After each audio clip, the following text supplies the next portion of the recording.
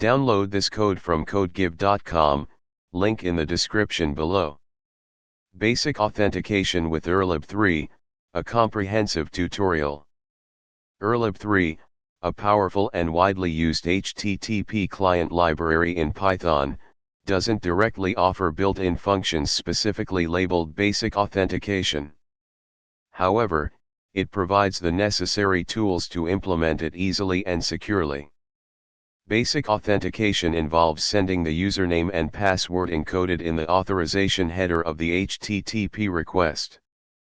This tutorial details how to achieve this with urllib3, including best practices and error handling.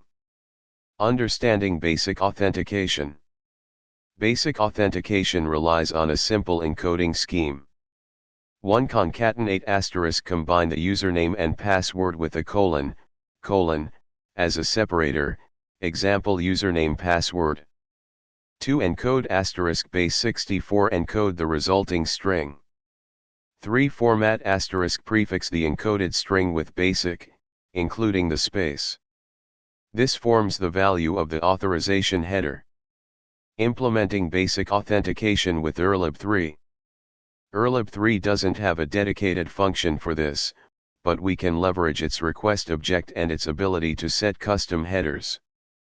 Here's a detailed walkthrough. Explanation * 1. Basic _auth request function * this function encapsulates the basic authentication logic. It's designed for reusability and better error handling.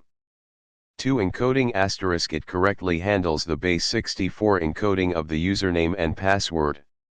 Note the use of .encode, UTF-8, and .decode, UTF-8, to handle potential encoding issues. 3. Header creation * the authorization header is dynamically created.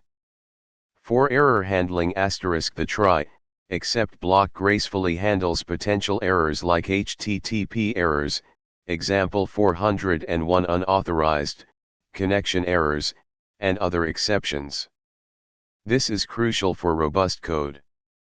5. Pool manager * using urllib3. Pool manager is highly recommended for efficiency. It reuses connections, reducing overhead. 6. Connection release * response. Release _con releases the connection back to the connection pool after use. This is essential for preventing resource leaks, especially when making many requests. 7. Example usage * the example demonstrates how to use the function with a test URL, https://hpbin.org/basicauth/user/password. This service returns the authentication details if successful. Replace this with your actual URL, username, and password. Important security considerations ***. Never hardcode credentials directly into your code. Use environment variables or a secure configuration management system to store sensitive information. Avoid basic authentication for sensitive applications. Basic authentication transmits credentials in plain text, though encoded, it's easily decoded.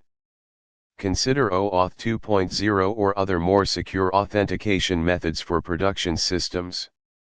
Handle 401 unauthorized responses appropriately. If the server returns a 401, it means the authentication failed.